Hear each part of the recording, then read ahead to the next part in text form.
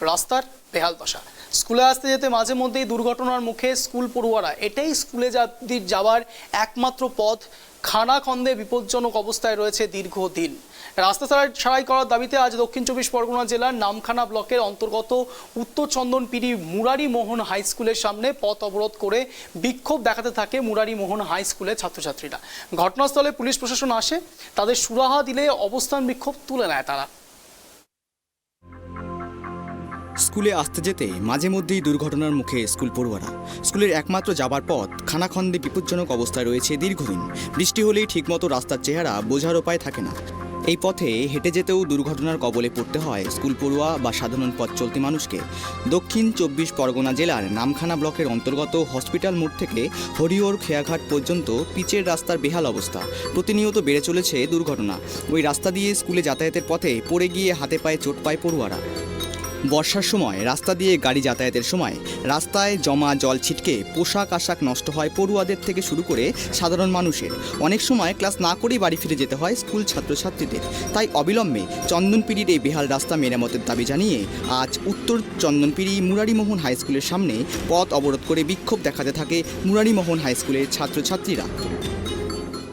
হচ্ছে আমাদের যে যাওয়া আসার পথে খুব দুর্ঘটনা হয়। এই যে গাড়ি জল ছিটকে যায়, কখন কার অ্যাক্সিডেন্ট হয়ে যায়, কে পড়ে যায়, এই সব নিয়ে আমাদের রাস্তার যাওয়া আসা খুব খারাপ। এই রাস্তা খারাপ 2-3 বছর হয়ে গেছে, কোনো কাজ হয়নি না 1 বছর হয়েছিল।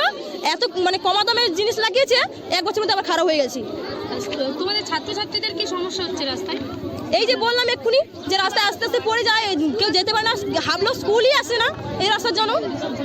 কতক্ষণ চলবে এই বিক্ষোভ? যতক্ষণ না ভিডিও আসবে।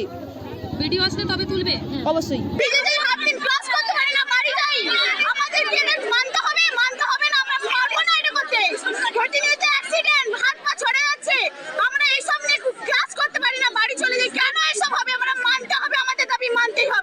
কতক্ষণ এই বিক্ষোভ চলবে?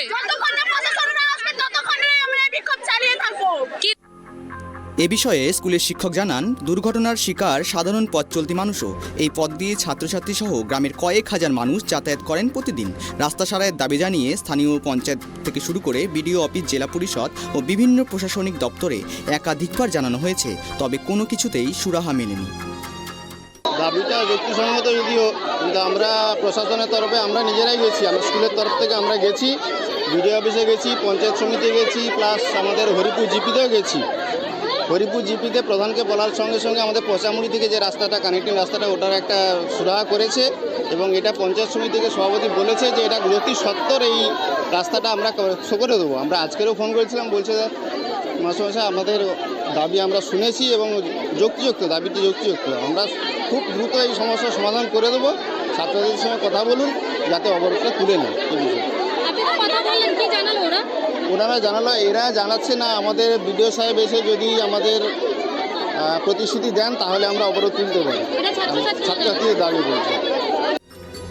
পড়ুয়ারা রাস্তা সারাইয়ের দাবিতে উত্তর চন্দনপিড়ি মুরারিমোহন হাই স্কুলের সামনে পথ অবরোধ করে বিক্ষোভ দেখাতে থাকে মুরারিমোহন হাই স্কুলের ছাত্রছাত্রীরা। ঘটনাস্থলে পুলিশ প্রশাসন এসে তাদের সুরাহা দিলে অবস্থান বিক্ষোভ তুলে নেওয়া হয়। দক্ষিণ 24 পরগনা থেকে গোপাল শীলের রিপোর্ট, ট্রাইব টিভি।